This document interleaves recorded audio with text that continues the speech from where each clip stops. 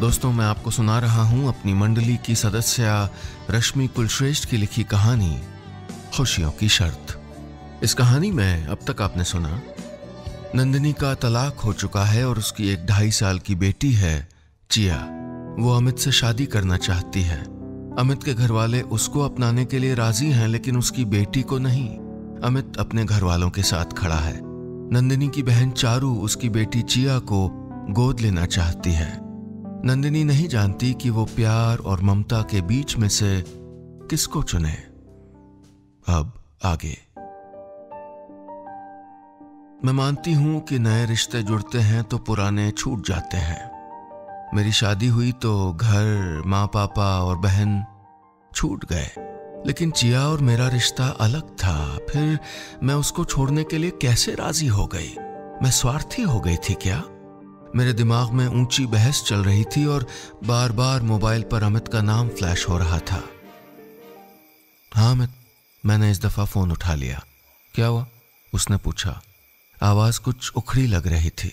कुछ तो नहीं हुआ, मैंने भी बेरुखी से जवाब दिया। वो बोला, अभी चारू को फोन किया था मैंने। उसने बताया कि मैंने उसे अभी रुकने बोला है। मैंने उसकी बात काट कर अपनी बात कही। वो वजह पूछता रहा और मैं जवाब ढूंढती रही। मिलकर बात करते हैं अमित, कल ऑफिस से छुट्टी ले रही हूँ, दोपहर में मिलते हैं, कहकर मैंने फोन काट दिया।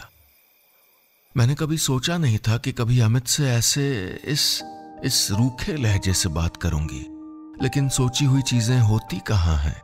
ये भी तो नहीं सोचा था कि अमित का साथ मुझे चिया की कीमत पर मिलेगा। वो रात बड़ी भारी गुजरी। मैं जितनी बेचैन थी, यकीनन अमित भी बेचैन होगा। इंतजार कर रहा होगा कि कल मैं क्या कहने वाली हूं उससे। अगली दोपहर हम कनॉट प्लेस में मिले। रोज से ज्यादा भीड़ थी वहां। मौसम अच्छा था शायद इसलिए।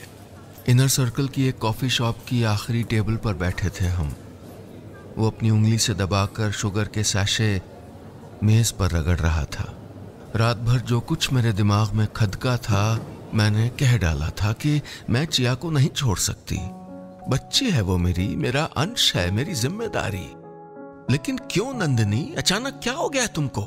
चारू उसको अडॉप्ट कर रही है ना? हर शब्द के साथ उसकी आवाज की खारिश बढ़ रही थी।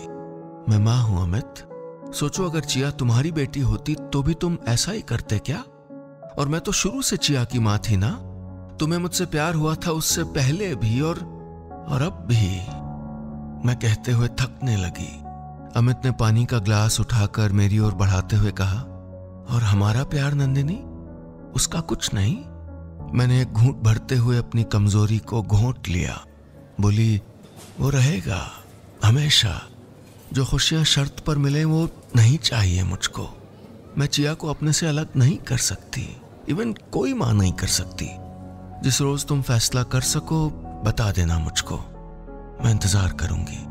मेज पर गड़ी उसकी निगाहें इस इंतजार शब्द पर उठ गई थी मेरी तरफ। मैं 2 मिनट रुकी भी कि हो सकता है इस दौरान उसने कोई फैसला ले लिया हो, लेकिन वो चुप रहा।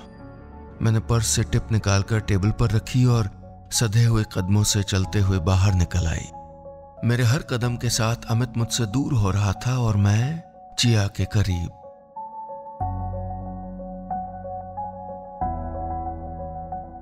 बस इतनी सी थी ये कहानी।